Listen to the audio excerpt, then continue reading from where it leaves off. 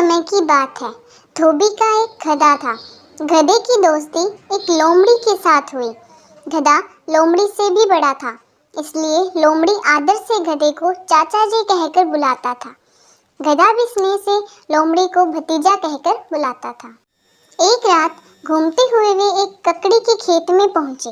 बड़े स्वाद के साथ उन्होंने ताजी ताजी ककड़ियां खाई।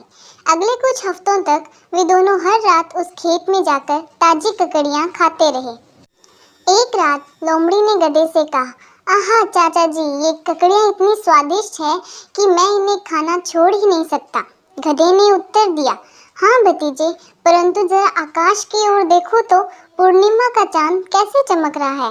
वह इतना सुंदर है कि उसे देखकर मुझे गाने की इच्छा हो रही है।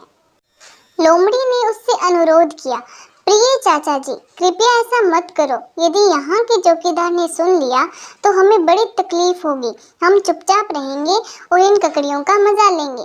गधा गाने के लिए अपना गला साफ करता हुआ बोला, भतीजे, यह रात इतनी सुहावनी है कि मैं अपने को रोक नहीं पा रहा हूँ।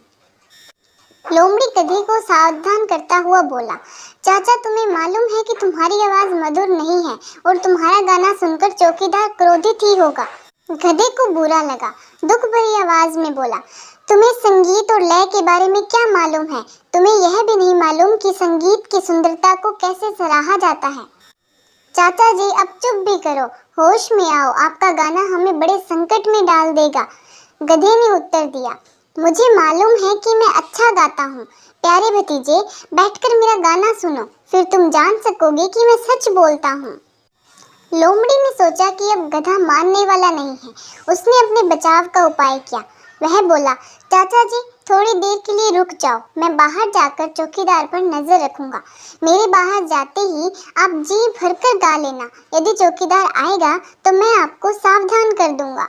इससे पहले कि गधा अपनी ऊंची कर्कश आवाज में गाना शुरू कर दे, लोमड़ी खेत से दूर भाग गया। चौकीदार उस जानवर से सतर्क हो गया था जो इतने दिनों से उसके खेत से ककड़ियां चुरा रहा था। जैसे ही उसने गधे को गाते हुए सुना, वह उसकी तरफ भागा। उसने गधे को इतना पीटा कि गधा बेहोश होकर गिर पड़ा। जब गधे को होश आया तो वह पैर घसीटता हुआ खेत से बाहर आया, जहां लोमड़ी उसका इंतजार कर रहा था। लोमड़ी हंसता हुआ बोला, तो चाचा जी, आपने मेरी बात नहीं मानी। मैं देख रहा हूँ कि आपको अपना इनाम मिल गया है, बधाई हो।